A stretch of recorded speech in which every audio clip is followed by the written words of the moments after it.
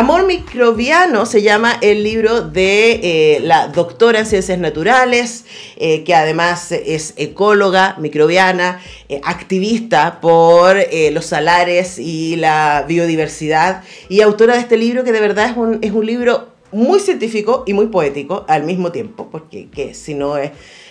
la ciencia está llena de poesía, aunque por aquí hay un momento en donde hablas del amor entre madre e hijos y dices un amor tan profundo que no necesita poesía. Está ahí lleno, ¿no? Bienvenida, Cristina Dorador, ¿cómo estás? Hola, estoy muy bien, muchas gracias, Antonella, por la invitación. Bueno, feliz de tenerte aquí. Sé que además tuviste un exitoso lanzamiento del libro ayer en la Facultad de Comunicación e Imagen de la Universidad de Chile, y estuve viendo algunos registros de aquello. Y hablar de los prejuicios, eso es lo primero que yo pensaba mientras leía el libro, ¿no? Porque vivimos en una época que quiere tender hacia la asepsia, uno podría pensar, y estamos, especialmente después de la pandemia, ¿no? Somos los reyes del lisoform o de cualquier variante, ¿no? De andar tratando especialmente los niños que no estén en el suelo, que no jueguen con tierra, que no, porque pareciera que las bacterias y los microorganismos son algo malo. Y lo que tú nos invitas a pensar en el libro es que son algo que nos constituye, que estamos hechos de microorganismos y dentro de esos microorganismos también bacterias, que son las que nos permiten habitar el mundo. Hablemos primero de ese acercamiento, ¿no? Y esa defensa de ese mundo. Sí, bueno, primero me gustaría contarle a la gente, hay que demitificar también mucho sobre las bacterias, porque efectivamente cuando escuchamos hablar de bacterias, las personas generalmente tienen una reacción en contra, porque a justo derecho han sido organismos que han causado terribles enfermedades en la historia de la humanidad, ¿no? Pero también hay que reconocer, y esto es súper importante, que nuestro planeta es un planeta microbiano. O sea, si contamos a toda la vida que está en nuestro planeta, los organismos, la mayoría son bacterias y los más diversos también son microorganismos. O sea, microorganismos por definición son todos aquellos seres vivos que no podemos ver con nuestro ojo. Entonces, para estudiarlos también hay que abordar lo invisible, y eso también es lo fascinante de la microbiología. Ahora, dentro de este mundo hay efectivamente organismos que pueden causar enfermedades, pero son los menos en proporción. Al contrario, son claves para el funcionamiento del planeta. Que existe oxígeno se debe a una bacteria. Que nosotros podamos degradar los alimentos que comemos también, a todo el microbioma que existe, la microbiota intestinal. Y así hay un montón de consecuencias, ¿no? Del mundo microbiano que muchas veces desconocemos. Y acá el título del libro ya nos invita a pensar en esta idea de amor microbiano, y tú te vas moviendo en distintos tipos de amor. Parte con el amor romántico, ¿no? Y claro, uno piensa en estas imágenes, ¿cierto? Del abrazo, del beso, del sexo, de la intimidad y la cantidad de fluidos, pero no solamente los fluidos, sino también del tacto, ¿no? De lo que pasa. Tú pones una imagen que yo me acordaba de este amigo de uno de los Peanuts, de este amigo de Charlie Brown, ¿cierto? Que anda como con una nubecita, y tú dices que todos andamos con esa nubecita, ¿no? Que todos tenemos alrededor de nosotros una cantidad de información y de mundo microbiano, que cuando saludamos a otro, que cuando abrazamos a otro, cuando nos besamos, cuando nos tocamos, cuando compartimos espacio, estamos intercambiando. Me pareció bien fascinante también esa idea de interacción, y cómo tú cuentas en el libro que las personas que viven juntas mucho tiempo empiezan a compartir también y asemejar ese mundo. Sí, claro, las últimas investigaciones de hace un poquito más de una década establecieron que nosotros los seres humanos, el 50% de nuestras células son microbianas. Eso también es bien sorprendente, porque uno tiende a pensar, soy un ser humano, tengo células humanas, todo lo que hago soy humano, individualmente, pero no, nosotros somos un compendio colectivo de células y de otros organismos. Entonces esa visión ecosistémica ayuda mucho a pensar esto que tú señalas, de que todos estos microorganismos que viven con nosotros, muchos de ellos son simbiontes, o sea, necesitan vivir con nosotros y nosotros los necesitamos a ellos. Estamos todo el tiempo intercambiando estos microbiomas, que significa, ¿cierto?, el conjunto de microorganismos que habitan en un cierto lugar. Entonces, efectivamente, cuando nos abrazamos, cuando nos damos besos, estamos todo el tiempo compartiendo microorganismos. Y esa relación, mientras más intensa, duradera sea, también los microbiomas tienden a aparecerse entre las parejas, que es algo súper fascinante que está en el libro. Y también, no solamente con otras personas, también con los animales, con nuestras mascotas, en los lugares donde vamos, visitamos. Así que, claro, es importante reconocer eso, que esa nube microbiana existe, cada persona tiene un microbioma único, como nuestra huella digital. Ujú. De hecho, se ocupa para fines forenses, o sea, uno pone su mano en la mesa, después alguien puede tomar una muestra y ver el microbioma y puede predecir más o menos de qué persona es, conociendo una base de datos, claro. O sea, es muy fascinante en realidad todo lo que el mundo microscópico nos puede entregar. Ahora, eso nos ayuda, yo pensaba, Cristina, mientras leía tu libro, porque el libro tiene una construcción que es muy bella, que está intercalado este relato científico con mucho dato duro, muy accesible, es súper importante decir, es muy accesible, es muy fácil de leer, pero tiene muchísima información, con relatos más poéticos, escritos en primera persona, que tienen que ver con los distintos tipos de vínculos, aparte con la idea del vínculo romántico de pareja, ¿cierto? Con un quiebre de pareja y de cuánto de los ecos, no solamente emocionales, sino también biológicos que quedan contigo después de romper una relación, pasamos por el amor maternal, ¿cierto? Y ese intercambio de microbiota entre madre e hijo, no solamente durante la gestación, el parto, la lactancia, sino también, y termina hacia el mundo de los salares, ¿no? Y que es algo que a ti sabemos que te importa mucho, y que nos debería importar a todo el resto también muchísimo.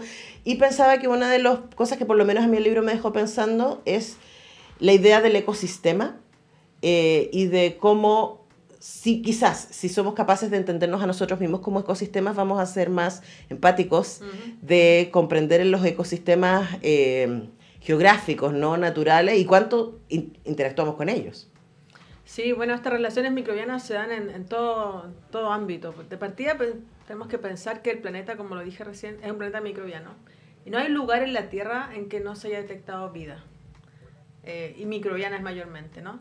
Entonces, eso tiene que hacer pensar que al lugar en que vamos, donde visitamos, si vamos al desierto o al bosque, siempre vamos a estar interactuando con otras formas de vida. Ya no es simplemente un tema de contemplación de, oh, qué lindo este árbol, este bosque, sino que directamente vamos a estar incorporando otras especies en nuestro cuerpo, algunas se van a quedar, otras no. Por eso también los microbiomas de las personas cambian mucho, depende de donde uno viva, lo que coma, cómo uno nace, que es el tema del nacimiento, ¿cierto? Fundamental el parto natural versus la cesárea, por ejemplo. Y también durante la vida, ¿qué hacemos?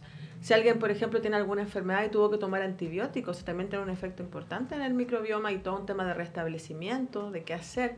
Y en la muerte también. La muerte uno se vuelve nuevamente, nuestro cuerpo se vuelve naturaleza, literalmente, porque también hay una sucesión ecológica respecto a los microorganismos y lo que ocurre en el entorno. Entonces, son interacciones que efectivamente están ocurriendo todo el día y el mundo microbiano nos enseña mucho. Justamente porque nadie está solo, literalmente nadie nunca está solo, porque tenemos aquí a muchos acompañantes, millones de acompañantes con nosotros, pero además los microorganismos, al ser tan pequeños, las densidades son muy altas. O sea, para que se hagan una idea, en una gota de agua pueden haber 10, 100 millones de bacterias en una gota de agua. Junto con ellas otras especies también microscópicas, virus. O sea, es todo un universo a microescala que cuesta a veces imaginarse. Entonces, y estas están interactuando todo el tiempo de una manera más bien cooperativa, como gremios, como simbiontes. Un poco distinto a la idea que tenemos normalmente de la biología, ¿no? De estos procesos de competencia, del que le gana al otro. En realidad el mundo microbiano es distinto y es súper interesante ver esa perspectiva también, cómo podemos aprender estas formas, incluso pensando quizás en sociedades.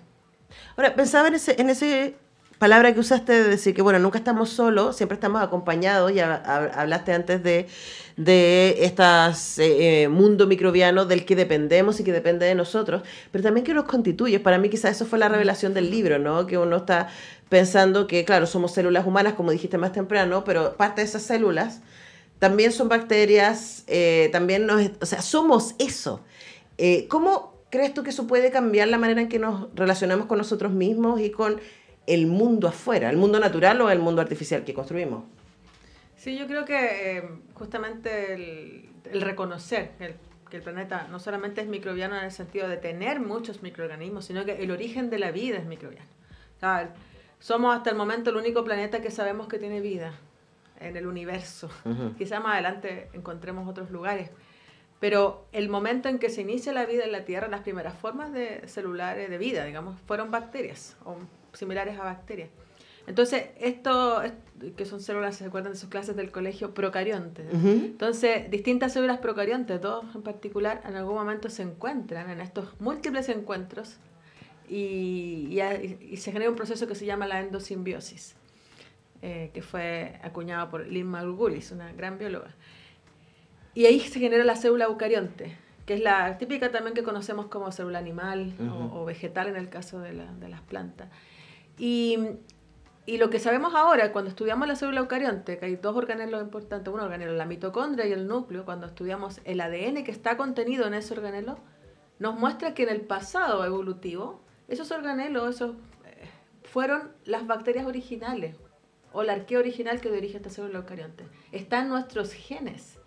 De hecho, un dato súper interesante, cuando se secuenció el genoma humano, primera vez, el año 2000, llamó la atención que cuando se analizaron todas las secuencias del ADN, un porcentaje más o menos importante hacía match comparativamente con bacterias, virus y otros microorganismos. O sea, en nuestros genomas humanos, no estamos hablando de los bacterianos que nos acompañan, es netamente humano, hay un legado genético de microorganismos.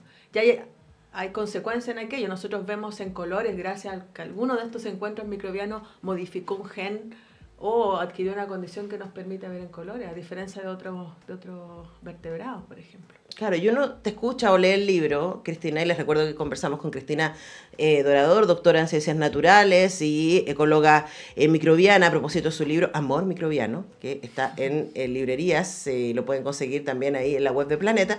Y uno piensa, me pasó con esta sensación de lo que tú dices, ¿no? Para que lleguemos a existir como existimos, han pasado tantas cosas extraordinarias, ¿no? Sí. Y que han tomado tanto tiempo. Pero luego, y pienso en el último capítulo, en esas imágenes, ¿no? De llorar frente al desierto, llorar frente a los salares, ¿cierto? Que van a ser destruidos. De hecho, ayer tuvimos una noticia, ¿cierto? De una zona que se supone que está protegida, pero que va a ser intervenida nuevamente por minería. Y uno dice, ¿en serio? ¿Todavía estamos en esa?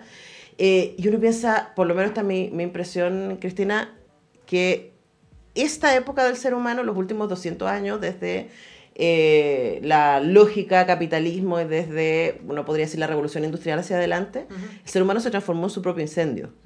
Esa es mi impresión, ¿no? Y todo lo que la vida ha tomado millones de años en construir, nosotros lo estamos destruyendo en 200 años.